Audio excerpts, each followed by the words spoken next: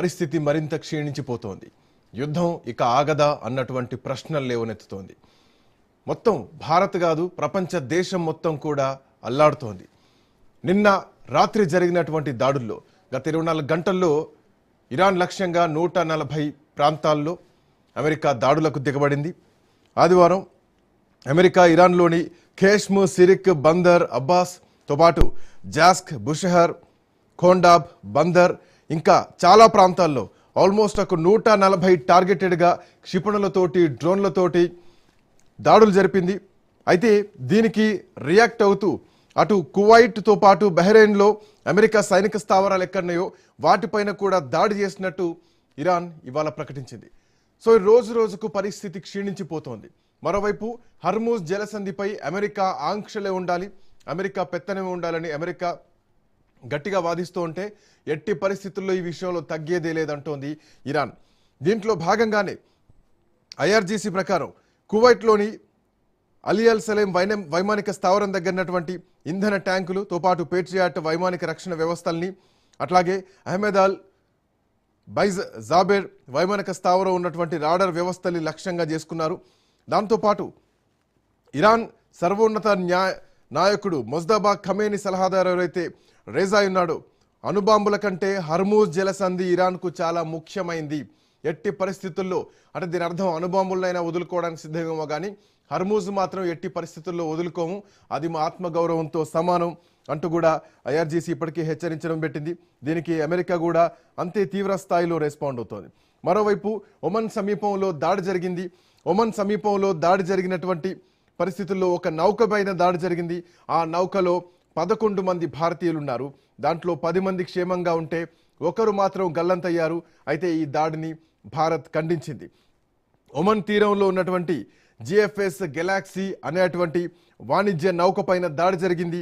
ఈ నౌకలో 11 మంది భారతీయులు ఉన్నారంటూ భారత విదేశాంగ మంత్రిత్వ శాఖ ఇప్పటికే చెప్పడం జరిగింది.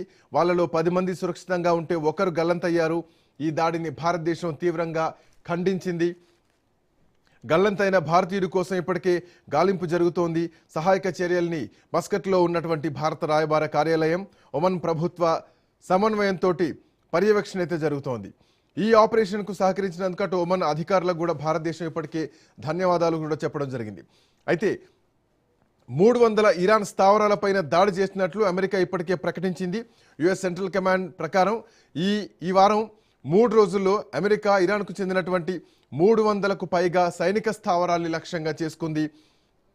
లెబనాన్ పైన కూడా ఇజ్రాయెల్ కొత్తగా దాడులు మొదలుపెట్టింది. మళ్ళీ దక్షిణ లెబనాన్లో ఉన్నటువంటి నబాటియే జిల్లాలో ఉన్నటువంటి కాఫర్ టెబ్నిట్ వద్ద అక్కడ ఇజ్రాయెల్ కాల్పులు జరిపాయి. అయితే అక్కడ ప్రాణ నష్టం ఏం జరగకపోయినా కానీ కొంత ఆందోళన మాత్రం కనిపిస్తోంది. మరోవైపు ఇరాన్ ఇప్పటికే చాలా గంభీరంగా మాట్లాడుతోంది. మా తండ్రి మరణానికి మేము ప్రతీకారం తీర్చుకుంటామంటూ కూడా ఇరాన్ నూతన సర్వోన్నత నాయకుడు అంటున్నారు. అయతుల్లా అలీ ఖమేనీ మరణం తర్వాత చేసినటువంటి మొట్టమొదటి ప్రకటనలో నూతన సర్వోన్నత నాయకుడు మొజ్తబా ఖమేనీ తన తండ్రి యుద్ధంలో చనిపోయిన వారి రక్తానికి ప్రతీకారం తీర్చుకుంటామని చెప్పడం ఇది చాలా సంచలనంగా మారుతోందని చెప్పాలి.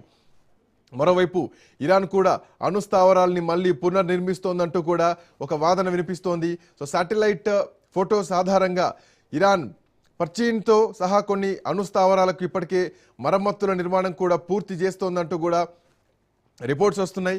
ఇది అమెరికా ఇరాన్ అవగాహన ఒప్పందాన్ని ఉల్లంఘించే అవకాశం కూడా కనిపిస్తోంది ఇప్పుడు ఈ వస్తున్నటువంటి ఈ సర్వేల ఈ అప్డేట్స్ ప్రకారం. సో అమెరికా ఒప్పందాన్ని ఉల్లంఘిస్తోందంటూ ఇరాన్ విదేశాంగ మంత్రి చెప్తున్నారు. సో ఈ రాత్రి జరిగినటువంటి దాడి వాస్తవానికి చాలా తీవ్రమైనటువంటి దాడి అని చెప్పాలి. దీంట్లో భారతీయ నావికుడు గల్లంతు కావడం, ఈ 24 గంటల్లో 140 ఇరాన్ లక్ష్యాలను అమెరికా టార్గెట్ చేస్తూ దాడులకు దిగింది. మనం చూడొచ్చు రాజ్ న్యూస్ స్క్రీన్ పైన. సో హర్మూజ్ జలసంధి పైన నౌకల పైన జరిగినటువంటి దాడితో పాటు రాత్రి జరిపినటువంటి దాడులకు సంబంధించినటువంటి విజువల్స్. మురళీ మనోహర్ గారు మనతో పాటు జాయిన్ అయ్యారు. మురళీ మనోహర్ గారు నమస్తే. నమస్తే అండి. నమస్తే. యుద్ధం ఇక ఇప్పట్లో ఆగే పరిస్థితి కనిపించట్లేదు. సో ఇరాన్ ఇంకా అణు కార్యక్రమాలు చేస్తోందంటూ శాటిలైట్ల నుంచి మేము పరిశీలిస్తున్నామంటూ అమెరికా చెప్తోంది, ఇజ్రాయెల్ చెప్తోంది. సో మళ్ళీ ఇరాన్ పునర్నిర్మిస్తోంది. Point number 1. ఇంకొకటి, మా తండ్రి మరణానికి మేము ఖచ్చితంగా బదులు తీర్చుకుంటాం, పగ తీర్చుకుంటాం అంటున్నారు. అవసరమైతే అణు కార్యక్రమాన్ని అయినా వదులుకుంటాం కానీ హర్మూజ్ను మాత్రం వదులుకోమని చెప్తున్నారు. సో రాత్రి జరిగినటువంటి దాడి తర్వాత పరిణామాలను ఎట్లా చూడాలి? ఈ యుద్ధానికి ఇప్పట్లో అంతం ఉండేటువంటి అవకాశం కనిపిస్తోందా కనుచూపు మేరలో ఎక్కడైనా? అవునండి, ఇది నిజము. మళ్ళీ మొదటికి వచ్చేసింది కథ. స్క్వేర్ వన్ కు వచ్చేసింది. అటు ఇటు తిరిగి యుద్ధం ఆగిపోతుంది కాస్త.